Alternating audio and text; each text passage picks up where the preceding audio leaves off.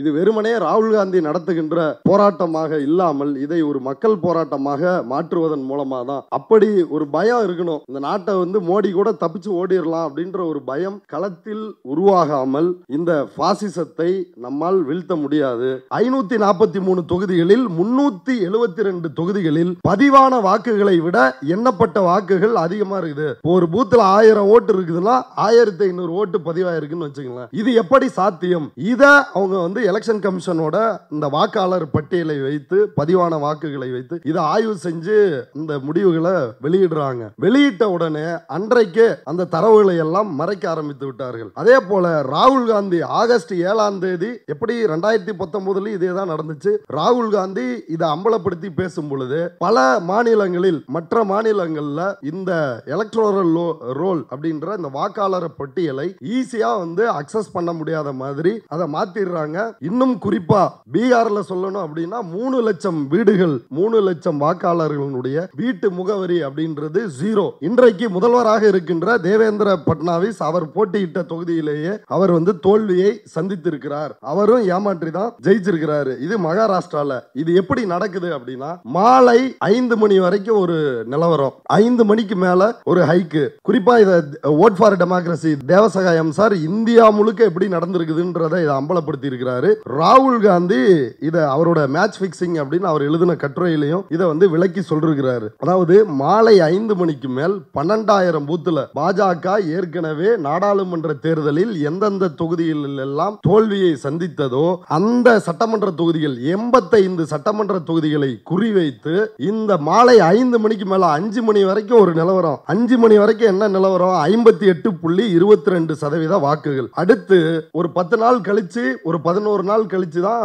Final turn out, இறுதி வாக்குப்பதிவு எவ்வளவு நடந்திருக்குது அப்படின்ற லிஸ்ட வெளியிடுறாங்க. அது 66.05%. இப்ப இதுக்கான டிஃபரன்ஸ் எவ்வளவு அப்படின்னா 7.83%. கிட்டத்தட்ட 76 லட்சம் வாக்குகள் மாலை 5 மணிக்கு மேல பதிவாயிருக்குது. இத தேர்தல் ஆணையர் ஞானேஷ்குமாரும் ராஜீவ் குமாரும் என்ன சொல்றாங்க அப்படின்னா இந்திய இளைஞர்கள் 5 மணிக்கு மேல இவ்வளவு தீவிரமா ஓட்டு போடுறாங்க. இது ஒரு வெல்கம் ட்ரெண்ட் அப்படின்னு சொல்றாரு. இந்த அயோக்கியர்களை எப்படி தண்டிக்கணும் அப்படின்றத மக்கள் தான் யோசிச்சு பார்க்கணும். இன்னைக்கு பங்களாதேஷ்ல இப்படி மோசடியில் ஈடுபட்ட தேர்தல் ஆணையரை கைது செய்து இருக்கிறார்கள். அதாவது மோடி சொன்னார்ல சாவியை பூரி ஜெகநாதர் பொக்கிஷ சாவி தமிழ்நாட்டில் திருடிட்டு போயிட்டாங்க அப்படின்னு அயோக்கியத்தனமாக மோடி பேசினார்ல. அதுல 50% சட்டமன்ற தொகுதிகளில் பாதிக்கு பாதியில 7-30% வாக்குகள் பதிவாயிருக்குது. எவ்வளவு ஹைக்குன்னு பாருங்க. 5 மணிக்கு மேல எப்படி இது நடக்க முடியும்? 600 பேர்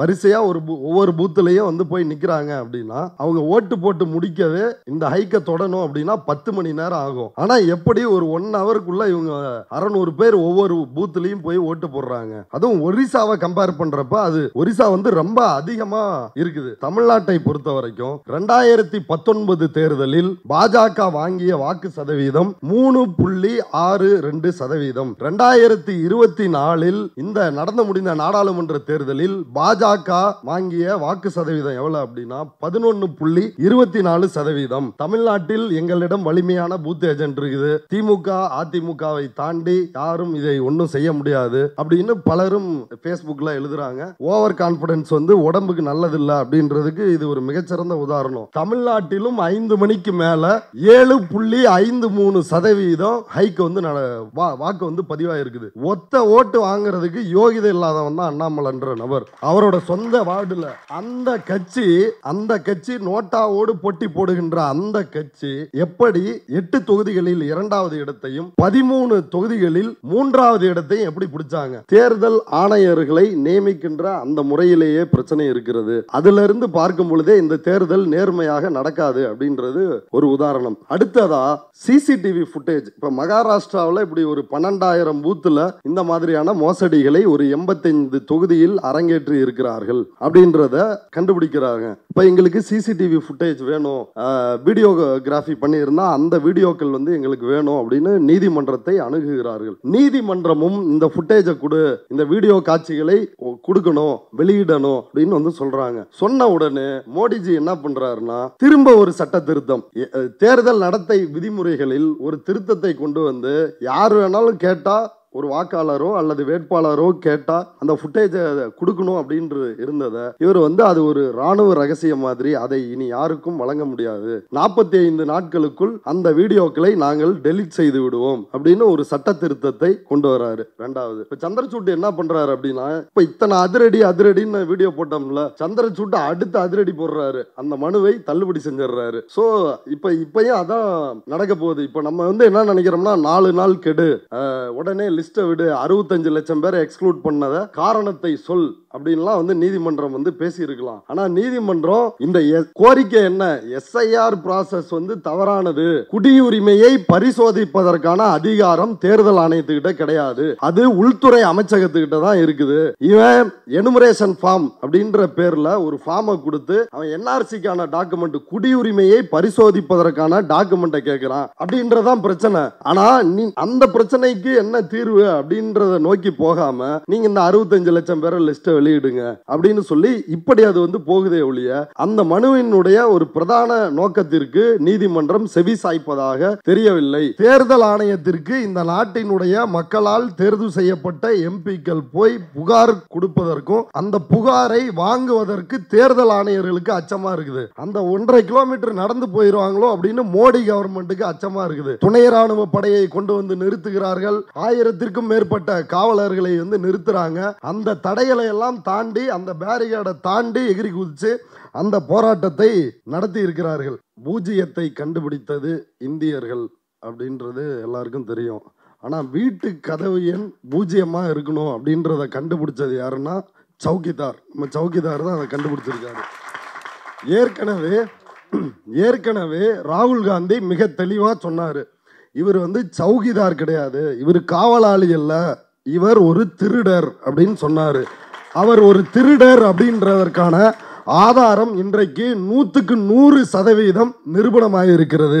இது ஓட்சோரி என்று அதை வந்து சொன்னாலும் இந்திய தேர்தல் ஆணையமும் பிரதமர் மோடியும் சேர்ந்து இந்த திருட்டை, இந்த கொள்ளையை நடத்தி இருக்கிறார்கள். அவர் பிரதமர் என்று அழைக்கப்படுவதை விட அவரை இந்திய நாட்டினுடைய ஒரு உச்சபட்ச பதவியில் இருக்கின்ற ஒரு திருடர் அப்படின்னு சொல்வதற்கு எந்த ஒரு மாற்று கருத்துமே இல்லை. இப்ப ராகுல் காந்தி பெங்களூரு மகாதேவபுரா, அந்த பெங்களூர் சட்டமன்ற சென்ட்ரல் நாடாளுமன்ற தொகுதியில் உள்ள பிரச்சனைகளை அம்பலப்படுத்துறாரு. அது ஒரு மாபெரும் அணுகுண்டு. இந்திய தேர்தல் ஆணையத்தின் மீது நான் வீசப் போகிறேன், நான் வீசினா அந்த தேர்தல் ஆணையம் காணாம போக போகுது அப்படின்னு சொன்னாரு. அதே போல ஒரு அணுகுண்டை வீசினார். வீசிய உடனே ஏற்கனவே இந்த 2024 தேர்தலை நடத்திய தேர்தல் அதிகாரி ராஜீவ்குமார் அவர் வந்து தலைமறைவு, நாட்டை விட்டு தப்பி ஓடிவிட்டார். இன்னும் சொல்ல போனால் மால்டா அப்படின்னு சொல்கிற ஐரோப்பிய நாட்டில் உள்ள ஒரு நாட்டிற்கு ஓடி போயிட்டாரு இப்படின்ற செய்திகள் எல்லாம் வந்துச்சு. ஆனால் டெக்கான் ஹெரால்டில் வந்து ஃபேக்ட் செக் பண்ணிருக்கிறாங்க. அவருக்கு நெருக்கமான சோர்சஸ் வந்து அவர் இந்தியாவில் தான் இருக்கிறாரு அப்படின்னு வந்து சொல்லிருக்கிறாங்க. ஒரு நாடாளுமன்றத்திலிருந்து ஒரு 1.5 கிலோமீட்டர் தொலைவில் இருக்கக்கூடிய நாடாளுமன்ற வளாகத்தில் இருந்து தேர்தல் ஆணையம் இருக்குது. அந்த தேர்தல் ஆணையத்திற்கு இந்த நாட்டினுடைய மக்களால் தேர்வு செய்யப்பட்ட எம்பிக்கள் போய் புகார் கொடுப்பதற்கும் அந்த புகாரை வாங்குவதற்கு தேர்தல் ஆணையர்களுக்கு அச்சமாக இருக்குது. அந்த 1.5 கிலோமீட்டர் நடந்து போயிடுவாங்களோ அப்படின்னு மோடி கவர்மெண்ட்டுக்கு அச்சமாக இருக்குது. துணை ராணுவ படையை கொண்டு வந்து நிறுத்துகிறார்கள், 1000க்கும் மேற்பட்ட காவலர்களை வந்து நிறுத்துறாங்க. அந்த தடைகளை எல்லாம் தாண்டி, அந்த பேரிகேடை தாண்டி எகிரி குதிச்சு அந்த போராட்டத்தை நடத்தி இருக்கிறார்கள். இப்போ ராகுல் அப்படி ஒரு எம்பிக்களை திரட்டி ஒரு வலிமையான போராட்டத்தை நடத்தி இருந்தாலும் அவருடைய கட்சியை பொறுத்தவரையில் அவர் வந்து ஒரு படையில்லாத ஒரு ராஜாவாகத்தான் இருக்கிறார். இதை மற்ற இடங்களில் போய் பார்க்கும் பொழுது அது மிக தெளிவாக தெரியுது. இப்போ விஷயத்துக்கு வருவோமே. இப்போ ஏற்கனவே ராஜ்கமல் தாஸ் அவரை பற்றி சொன்னார். வாரணாசியில் பிரதமர் மோடி தோற்று இருக்கிறார், ஆனால் ஏமாற்றி தான் ஜெயிச்சதாக வந்து செஞ்சிருக்கிறாரு. அதே போல் ராகுல் காந்தி ஷாக்குன் ராணியை பற்றி சொன்னது பொய். ஏன்னா அவர் வந்து 2 ஓட்டர் ஐடி தான் அந்த அம்மாவுக்கு இருக்குன்னு சொன்னார். அதற்கு பிறகு ஆராய்ந்து 3 ஓட்டர் ஐடி அந்த அம்மாவுக்கு இருக்குது அப்படின்றத அம்பலப்படுத்தி இருக்கிறாங்க. இதில் பியூட்டி என்னன்னா, அவருடைய கணவர் அவருக்கு 4 ஓட்டர் ஐடி வந்து இருக்குது. அவர் அடுத்து நவம்பரில் வர இருக்கின்ற பீகார் சட்டமன்ற தேர்தலில் வாக்களிக்க இருக்கிறார். அதுவும் அவருடைய ஓட்டர் ஐடியோட மிக தெளிவாக வந்துருச்சு. மீடியாவில் போய் கேட்குறாங்க ஷாக்குன் கிட்ட, ராகுல் காந்தி வந்து இப்படி சொல்கிறாரு, நான் முதல் முறையாக அந்த அம்மாவுக்கு வந்து 70 வயசு, முதல் முறையாக நான் இந்த பெங்களூரு சென்ட்ரல் தொகுதியில் வாக்களித்தேன்றாங்க. அதுக்கு முன்னாடி யூபியில் வாக்களித்தேன் அப்படின்னு அவர்களே ஒப்புதல் வாக்குமூலத்தை கொடுக்கின்ற அளவில் தான் வந்து இருக்கிறாங்க. இது இப்போ தான் நடக்குதா இந்த பிரச்சனை, இந்த தேர்தல் திருட்டு அப்படின்னா ராகுல் காந்தி அவர்கள் குறிப்பிட்டது போல 2014 நடந்திருக்கலாம். ஆனால் 2019 மிக தெளிவாக இது வந்து நடந்திருக்கிறது. பூனம் அகர்வால் அப்படின்ற ஜேர்னலிஸ்ட் வந்து இதை அம்பலப்படுத்தினாங்க. இப்போ தொடர்ச்சியாக அவங்களுடைய யூடியூப் சேனலில் எந்த வீடியோவுமே அப்லோட் பண்ண முடியல. ஃபுல்லாக ரெஸ்ட்ரிக்ஷனு, ஃபுல்லாக பிளாக் ஆகுது. ஒவ்வொரு வீடியோவுமே அவங்க எப்படி பிரச்சனையை சந்திக்கிறாங்கன்றதை போட்டுக்கிட்டு இருக்கிறாங்க. இப்போ அவங்க 2019 தேர்தலில் 543 தொகுதிகளில் 372 தொகுதிகளில் பதிவான வாக்குகளை விட எண்ணப்பட்ட வாக்குகள் அதிகமாக இருக்குது. இப்போ ஒரு பூத்தில் 1000 ஓட்டு இருக்குதுன்னா 1500 ஓட்டு பதிவாயிருக்குன்னு வச்சுக்கலாம். இது எப்படி சாத்தியம்? இதை அவங்க வந்து எலெக்ஷன் கமிஷனோட இந்த வாக்காளர் பட்டியலை வைத்து, பதிவான வாக்குகளை வைத்து இதை ஆய்வு செஞ்சு அந்த முடிவுகளை வெளியிடுறாங்க. வெளியிட்ட உடனே அன்றைக்கே அந்த தரவுகளை எல்லாம் மறைக்க ஆரம்பித்து விட்டார்கள். அதே போல் ராகுல் காந்தி ஆகஸ்ட் 7ஆம் தேதி எப்படி 2019 இதே தான் நடந்துச்சு. ராகுல் காந்தி இதை அம்பலப்படுத்தி பேசும் பொழுது பல மாநிலங்களில், மற்ற மாநிலங்களில் இந்த எலக்ட்ரோரல் ரோல் அப்படின்ற இந்த வாக்காளர் பட்டியலை ஈஸியாக வந்து அக்சஸ் பண்ண முடியாத மாதிரி அதை மாற்றிடுறாங்க. இன்னும் குறிப்பாக பீகாரில் சொல்லணும் அப்படின்னா 3 லட்சம் வீடுகள், 3 லட்சம் வாக்காளர்களுடைய வீட்டு முகவரி அப்படின்றது 0. இது வந்து சாதாரண விஷயம் கிடையாது. ஏற்கனவே 2020 தேர்தலில் பீகாரில் 243 தொகுதிகளில் 165 தொகுதிகளில் கிட்டத்தட்ட 5000, 20 ஓட்டுலேருந்து 5000 ஓட்டுக்கு உள்ளதான் வெற்றி தோல்வி தீர்மானிக்கப்பட்டது. கிட்டத்தட்ட 70-80 தொகுதிகளுக்கு மேலே ஆர்ஜேடிக்கு மிகப்பெரிய லல்லு பிரசாத் யாதவ் அந்த பார்ட்டிக்கு, அந்த கூட்டணிக்கு மிகப்பெரிய அடி விழுந்துச்சு. ஆல்ரெடி அங்கே அப்படி வந்து ஒரு தேர்தல் திருட்டை அங்கேயும் வந்து அரங்கேற்றி இருக்கிறார்கள். இப்போ அதற்கு பிறகு 2024 இப்படி ஒரு தேர்தல் திருட்டை இவர்கள் அரங்கேற்றி இருக்கிறாங்க. அப்போ இது எப்படி நடக்குது? இப்போ இதில் நிறைய விவரங்கள் வந்து இருக்குது. அந்த சில விவரங்களை வந்து சொல்கிறேன். 2024 நாடாளுமன்ற தேர்தல் மகாராஷ்டிராவில், 2019 சட்டமன்ற தேர்தலுக்கும் 2024 நாடாளுமன்ற தேர்தலுக்கும் இடையில் 31 லட்சம் வாக்காளர்கள் புதிதாக சேர்க்கப்படுறாங்க 5 வருடத்தில். ஆனால் மோடியினுடைய ஒரு சாதனை என்னன்னா, அடுத்து சட்டமன்ற தேர்தல் 5 மாதத்தில் வருது. 2024 5 மாதத்திற்கு பிறகு அதில் 41 லட்சம் பேரை புதுசாக வந்து சேர்க்குறாங்க. சேர்த்து அங்கே வந்து தேர்தலை ஹைஜாக் பண்ணுறாங்க. இன்றைக்கு முதல்வராக இருக்கின்ற தேவேந்திர பட்னாவிஸ் அவர் போட்டியிட்ட தொகுதியிலேயே அவர் வந்து தோல்வியை சந்தித்திருக்கிறார். அவரும் ஏமாற்றி தான் ஜெயிச்சிருக்கிறாரு. இது மகாராஷ்டிராவில். இது எப்படி நடக்குது அப்படின்னா, மாலை 5 மணி வரைக்கும் ஒரு நிலவரம், 5 மணிக்கு மேலே ஒரு ஹைக்கு. குறிப்பாக இதை vote for democracy Devasahayam sir India முழுக்க எப்படி நடந்திருக்குதுன்றதை இதை அம்பலப்படுத்தி இருக்கிறாரு. ராகுல் காந்தி இதை அவரோட மேட்ச் ஃபிக்ஸிங் அப்படின்னு அவர் எழுதின கட்டுரையிலையும் இதை வந்து விளக்கி சொல்லிருக்கிறாரு.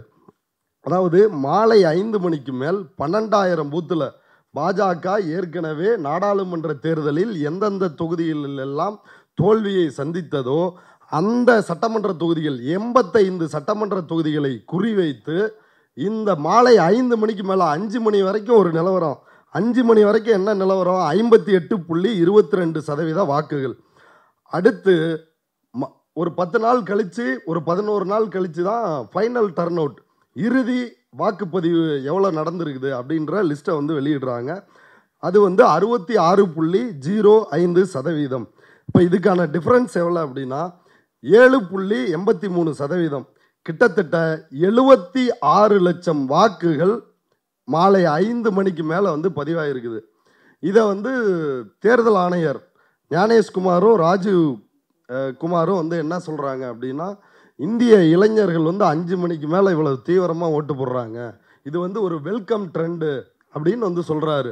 இந்த அயோக்கியர்களை எப்படி தண்டிக்கணும் அப்படின்றத மக்கள் தான் யோசிச்சு பார்க்கணும். இன்னைக்கு பங்களாதேஷில் வந்து இப்படி மோசடியில் ஈடுபட்ட தேர்தல் ஆணையரை வந்து கைது செய்திருக்கிறார்கள்.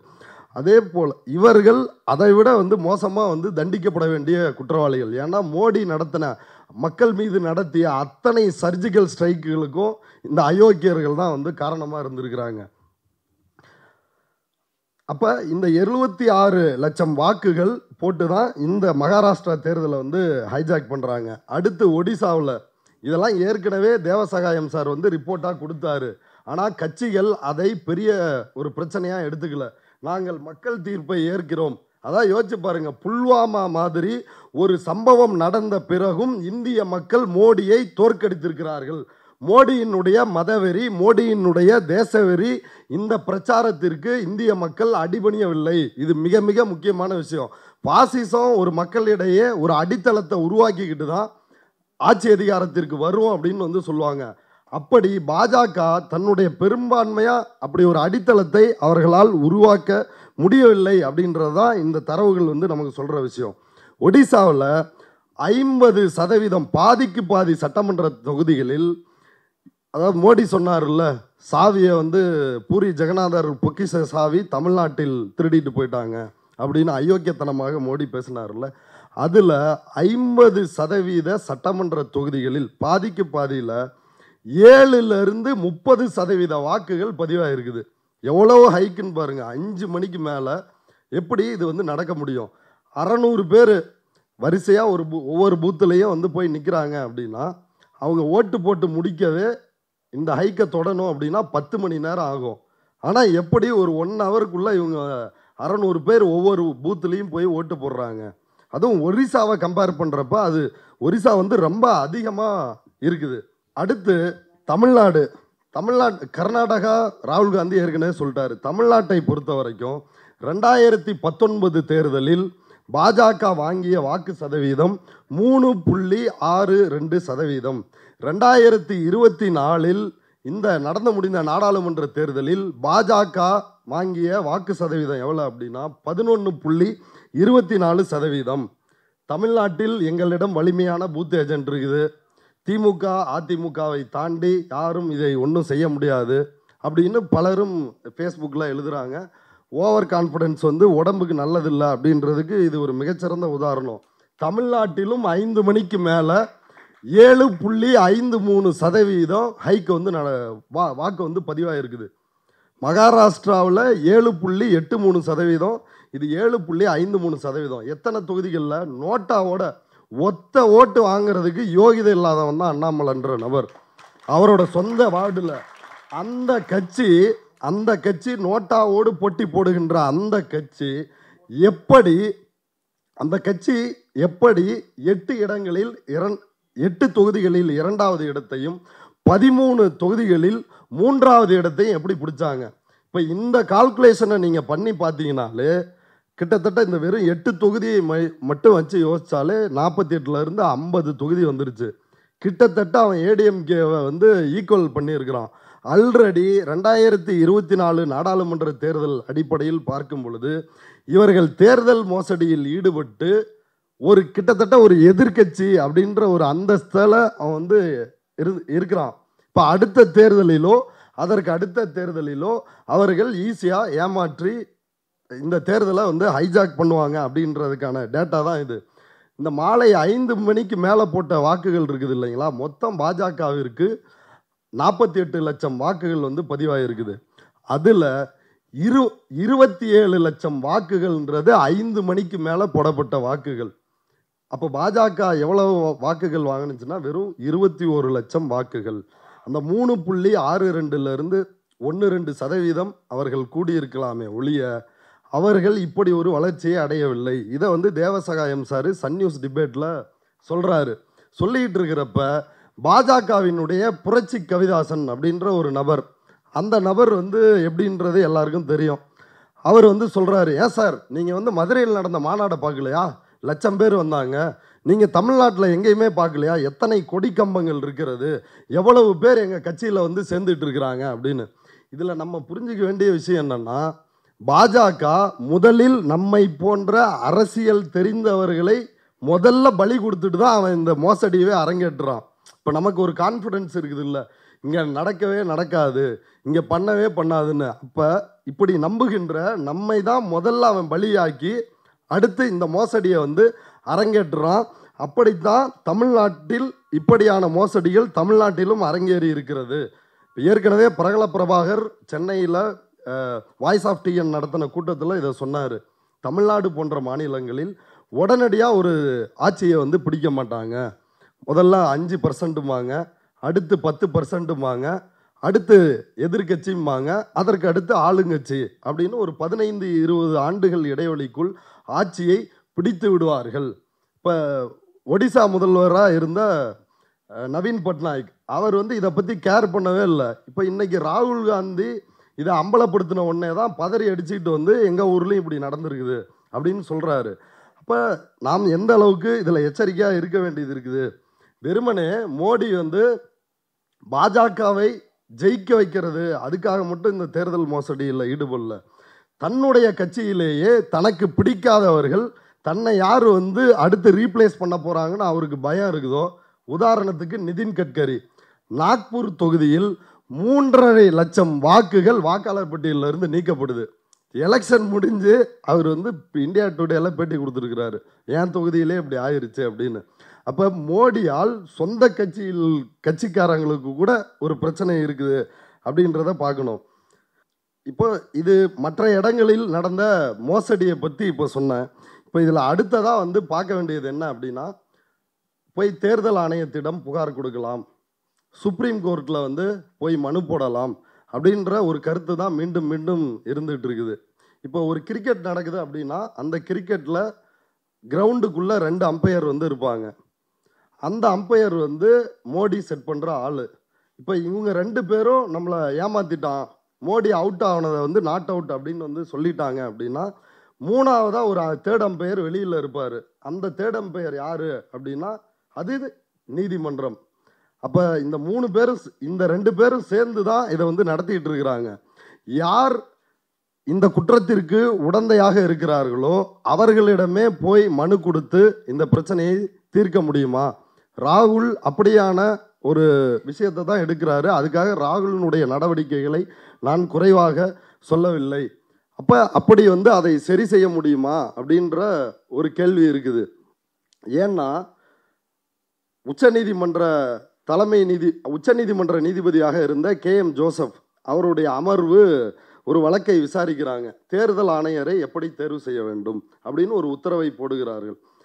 எப்படி சொல்கிறாங்கன்னா, உச்சநீதிமன்ற தலைமை நீதிபதி, பிரதமர், எதிர்க்கட்சி தலைவர், இந்த 3 பேர் கொண்ட குழு தான் தேர்தல் ஆணையரை தேர்வு செய்யணும் அப்படின்னு சொல்கிறாங்க. இப்போ மோடி என்ன செய்கிறாருன்னா, அவசரமாக நாடாளுமன்றத்தை கூட்டி அந்த அவங்க உச்சநீதிமன்ற உத்தரவை வந்து திருத்தும் விதமாக பிரதமரால் முன்மொழியப்படுகின்ற கேபினெட் அமைச்சர் மற்றும் எதிர்க்கட்சி தலைவர், இப்போ இந்த ஃபார்முலா படி 2:1 யார்? மோடி தான் இதில் வந்து மெஜாரிட்டி. இதில் நீதிபதிகள் இருந்தாலும் அந்த மெஜாரிட்டியை சாதிக்க முடியுமா அப்படின்றது வந்து தெரியல. ஆனால் இதில் மோடி தான் வந்து மெஜாரிட்டி. அப்போ கிளியராக வந்து அவர் ஞானேஷ்குமாரை வந்து கொண்டு வந்து போடுறாரு. அவர் ஜம்மு காஷ்மீரை 2-3 உடைக்கிறதுக்கான அந்த மசோதாவை தயார் செய்து கொடுத்தவர். பாபர் மசூதி இடித்த இடத்தில் ராமர் கோயிலை கட்டுவதற்கான அந்த அறக்கட்டளை அதை முழுக்க வந்து மேற்பார்வையிட்டு அதை வகுத்து கொடுத்தவர். இப்போ இவர் அந்த இடத்துக்கு இருக்கிறாரு. அதே போல் இப்படி ஒவ்வொருத்தரையும், இப்போ ராஜீவ்குமார் வந்து ராகுல் காந்தி அப்பயே கேட்டார், டிஜிட்டல் ரெக்கார்டை கொடு, ஓட்டர் லிஸ்ட்டை வந்து கொடு, ஃபுட்டேஜை கொடுன்னு. இதெல்லாம் கொடுத்தா நீ ஒரு 3600 நாள் வந்து இதை உட்காந்து பார்க்குற மாதிரி இருக்கும், அதெல்லாம் ராகுல் காந்தியால் முடியாது அப்படின்னு நக்கலாக திமிராக பேசிய நபர் தான் இந்த ராஜீவ்குமார் அப்படின்ற நபர். அவர் தேர்தல் முடிஞ்சிட்டு ரிட்டையர்மெண்ட் அப்போ சொல்கிறாரு, அவரும் மோடி மாதிரியே, ரொம்ப மாசுபடுத்திட்டாங்க என்ன, அதனால் நான் டீடாக்ஸ் பண்ணுறதுக்காக இமயமலையில் போய் தியானம் இருக்க போகிறேன். மோடி எலெக்ஷன் நேரத்திலலாம் தியானம் இருந்து இந்த எலெக்ஷனை ஹைஜாக் பண்ணார். இவர் எலெக்ஷனை முடிச்சுட்டு இந்த வேலையை பார்க்க போகிறேன் அப்படின்னு வந்து சொன்னார். அப்போ தேர்தல் ஆணையர்களை நியமிக்கின்ற அந்த முறையிலேயே பிரச்சனை இருக்கிறது. அதிலிருந்து பார்க்கும் பொழுதே இந்த தேர்தல் நேர்மையாக நடக்காது அப்படின்றது ஒரு உதாரணம்.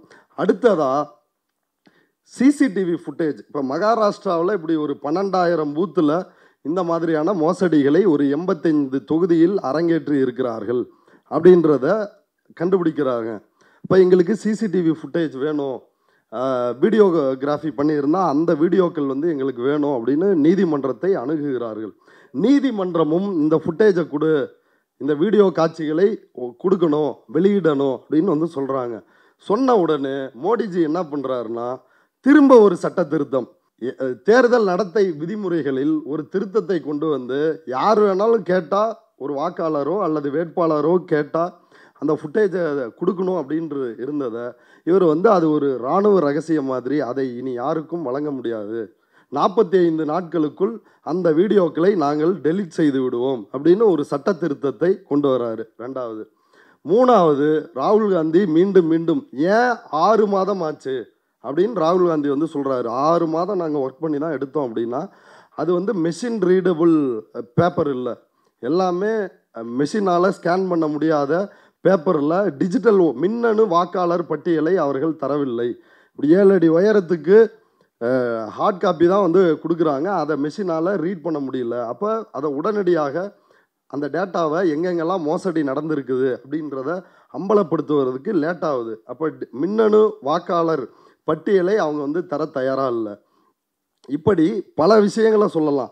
சட்டப்படியே இந்த எப்படி சட்டப்படி எலக்ட்ரோரல் பாண்ட் அப்படின்ற தேர்தல் பத்திரத்தின் மூலமாக 8250 கோடியை சட்டப்படி மோடி ஊழலை சட்டமாக்கி கொள்ளையடிச்சார் மோடி.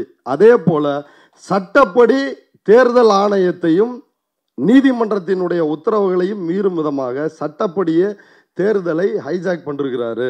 எலக்ட்ரோரல் பாண்ட் வந்து இந்திய வரலாற்றில் ஒரு மிக முக்கியமான ஊழல் என்றால் இந்த தேர்தலில் மிகப்பெரிய ஊழலை நடத்தியவர் மோடி அப்படின்றத நம்ம புரிஞ்சுக்க வேண்டியது இருக்குது. அப்போ இவ்வளவு பிரச்சனை இருக்கும் பொழுது ராகுல் காந்தி அதனால தான் தேர்தல் ஆணையத்துக்கிட்ட போய் இதை எப்படி சரி பண்ண முடியும், நீதிமன்றத்துக்கிட்ட.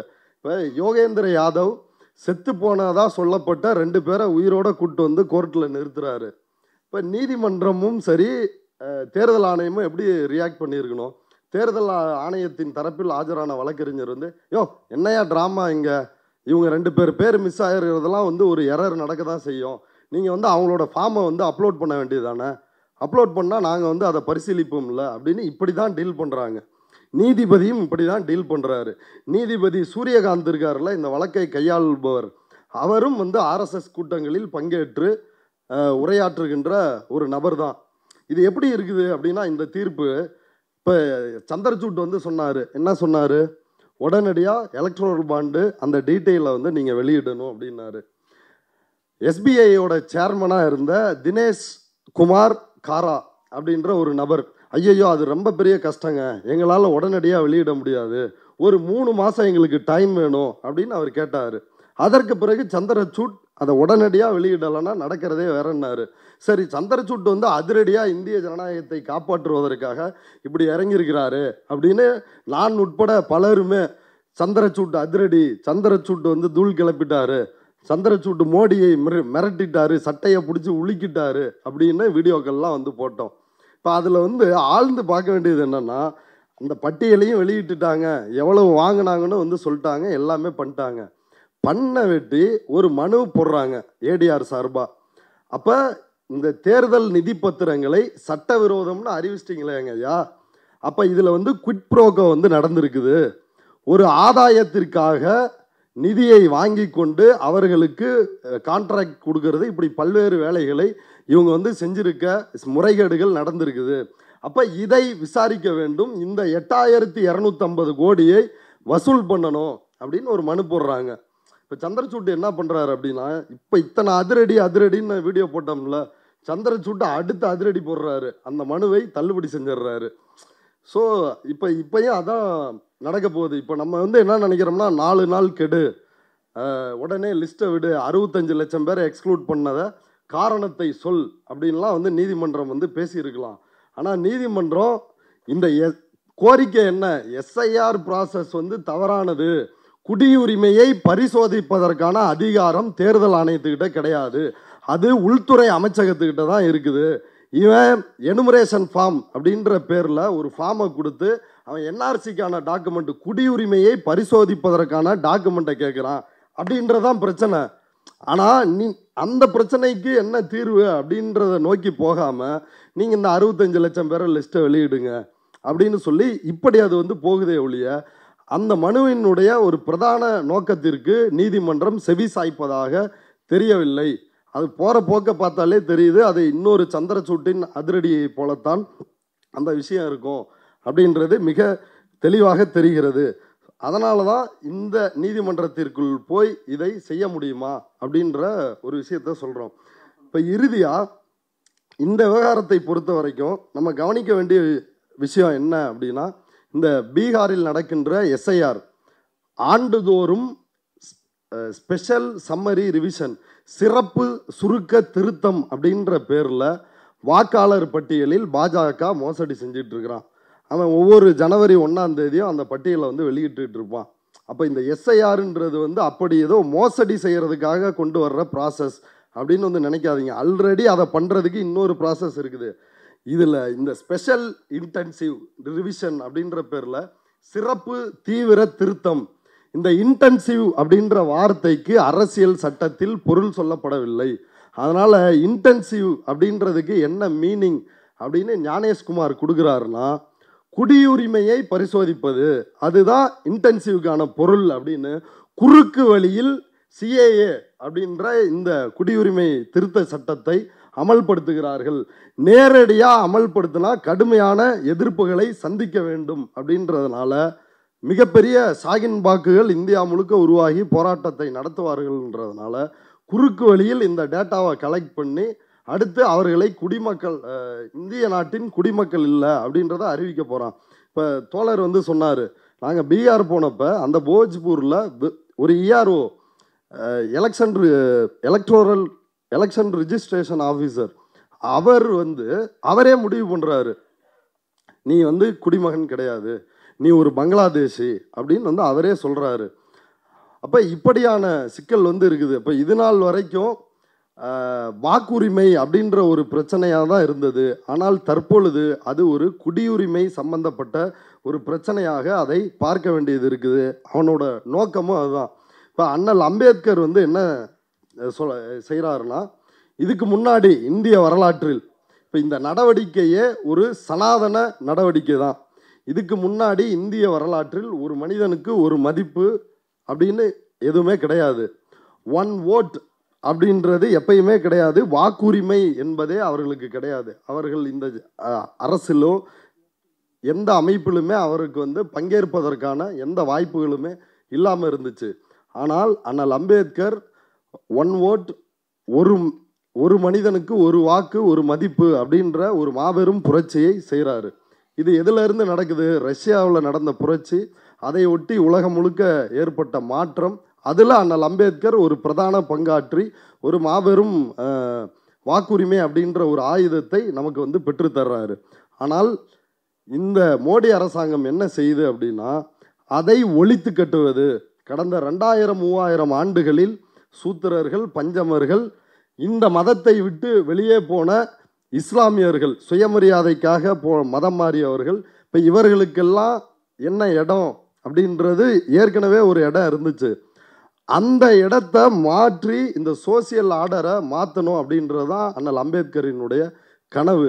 இப்போ அந்த கனவை சிதைப்பதற்காக ஒரு கவுண்டர் ரெவல்யூஷன் பண்ணுறாங்க. அண்ணல் அம்பேத்கர் செய்த புரட்சிக்கு இவங்க வந்து ஒரு எதிர்ப்புரட்சி செய்து அதை வந்து ஒழித்து கட்ட வேண்டும் அப்படின்னு செய்கிறாங்க.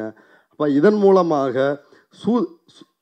சூத்திரர்களுக்கு என்ன இடம், பஞ்சமர்களுக்கு என்ன இடம், இந்த மதத்திலிருந்து வெளியேறி நீ முஸ்லீமா போனாலும் நீ பஞ்சமனுக்கு அடுத்தபடியாக 6வதா இந்த வர்ணாசிரம படிநிலையில் உனக்கு இடம் அப்படின்னு சொல்லி இப்படித்தான் இந்த செய்கிறாங்க. இப்போ இதை நாம் வந்து புரிந்து கொள்ள வேண்டியது இருக்கிறது. இந்திய அரசியலமைப்பு சட்டத்தை அப்படியே வைத்துக்கொண்டு இன்னொரு புறம் சட்ட விரோதமாக மனுஸ்மிருதியை, இந்த மனுவாத சனாதன சிந்தனைகளை அமல்படுத்தி நம்முடைய வாக்குரிமையை மட்டுமல்ல குடியுரிமையை பறிப்பதற்கான நடவடிக்கையில் இவர்கள் ஈடுபடுகிறார்கள். இது வெறுமனே ராகுல் காந்தி நடத்துகின்ற போராட்டமாக இல்லாமல் இதை ஒரு மக்கள் போராட்டமாக மாற்றுவதன் மூலமாக தான் இப்போ அப்படி ஒரு பயம் இருக்கணும். இந்த நாட்டை வந்து மோடி கூட தப்பிச்சு ஓடிடலாம் அப்படின்ற ஒரு பயம் களத்தில் உருவாகாமல் இந்த பாசிசத்தை நம்மால் வீழ்த்த முடியாது. அப்படி ஒரு நிலைமைக்கு நாடு வந்திருக்குது. அதனால் எல்லாரும் எல்லாரும் உங்களால் முடிந்த அளவுக்கு இதை பிரச்சாரம் செய்யுங்கள். தமிழ்நாட்டில் பாஜக வரவே வராது அப்படின்னு ஒரு அதீத கனவில் நம்மளே வீழ்த்திக்க போகிறோமா, இல்லை விழிப்புணர்வோடு போராட போகிறோமா அப்படின்றதான் முக்கியமான கேள்வி. இறுதியாக இதில் ஒரே ஒரு விஷயம் என்னன்னா, அனுராக் தாக்கூர் அவர் சொல்கிறாரு, என்ன சொல்கிறாரு, ஸ்டாலின் அவருடைய தொகுதியில், முதலமைச்சர் ஸ்டாலின் அவருடைய கொளத்தூர் தொகுதியில் 9,000க்கும் மேற்பட்ட போலி வாக்காளர்கள் வாக்களித்திருக்கிறார்கள். அகிலேஷ் யாதவ் அவருடைய தொகுதி, அவர் வெற்றி பெற்ற தொகுதியிலையும் அது நடந்திருக்குது. டிம்பிள் யாதவ் அவருடைய மனைவி வெற்றி பெற்ற தொகுதியிலையும் அது நடந்திருக்குது. பிரியங்கா காந்தி வெற்றி பெற்ற தொகுதியிலையும் நடந்திருக்குது அப்படின்னு ராகுல் காந்தி என்ன குற்றச்சாட்டு சொல்கிறாரோ அதே மாதிரி அவர் ஒரு குற்றச்சாட்டு சொல்கிறாரு. இப்போ நடக்கலை, நடந்துச்சு, அதுக்குள்ளேயே போகணும். இப்போ உங்களுக்கு ஒரு டேட்டா கிடச்சில்ல, அந்த டேட்டா எப்படி கிடச்சிது? ராகுல் காந்தி சாகுன்ராணியை அம்பலப்படுத்தியவுடன் உடனடியாக நோட்டீஸ் கொடுக்குற, பிரமாண பத்திரத்தில் கையெழுத்து போட்டு எனக்கு கொடு அப்படின்னு கேட்குற தேர்தல் ஆணையம் அனுராக் தாக்கூரை ஏன் அப்படி கேள்வி எழுப்பலை அப்படின்ற இப்படியான விஷயங்கள் இருக்குது. அதனால் இதை கவனம் செலுத்துவோம். இந்த கவுண்டர் ரெவல்யூஷனில் நம்ம முக்கியமாக புரிஞ்சுக்க வேண்டிய விஷயம், இது எவ்வளோ பெரிய ஆபத்து அப்படின்னா, 1850 டல்ஹவுசி, லார்டு டல்ஹவுசி அவர் இருக்கிறாரு. டல்ஹவுசி பிரபு, பிரிட்டிஷ் கவர்னர். அவர் சாதி மறுக்கப்பட்ட இந்துக்களின் சொத்துரிமையை பாதுகாப்பதற்காக ஒரு சட்டத்தை கொண்டு வர்றாரு. தேசிய அளவில் நாட்டிலேயே முதல் முறையாக ஒரு சாதிக்கு எதிராக வந்த ஒரு சட்டம் அப்படின்னா 1850 டல்ஹவுசி பிரபு கொண்டு வந்த சட்டம் தான். இதை ஏன் கவுண்டர் ரெவல்யூஷன் அப்படின்னு சொல்கிறேன்னா, இந்த சட்டத்தை 2018 மோடி ரத்து செய்கிறார். இது நான் சொல்லலை, சாதி பெருமை, காஸ்ட் ப்ரைட் அப்படின்ற நூலில் மூத்த பத்திரிகையாளர் விஜயசங்கர் சார் அதை மொழிபெயர்த்திருக்கிறாரு. அந்த நூலில் இப்படியான விஷயங்கள் இருக்குது.